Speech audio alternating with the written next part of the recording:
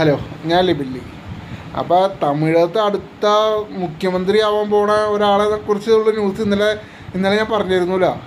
അതായത് എന്താ, പുള്ളിയുടെ ഭാര്യ ഡൈവോഴ്സിന് വേണ്ടി ഇത് കൊടുക്കുന്നത്.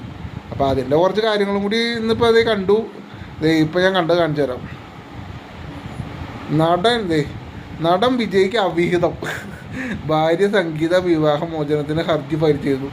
പക്ഷെ എന്തൊക്കെയല്ലേ, ഈ ആളാണ് തമിഴ്നാട് ഭരിക്കാൻ പോണത്.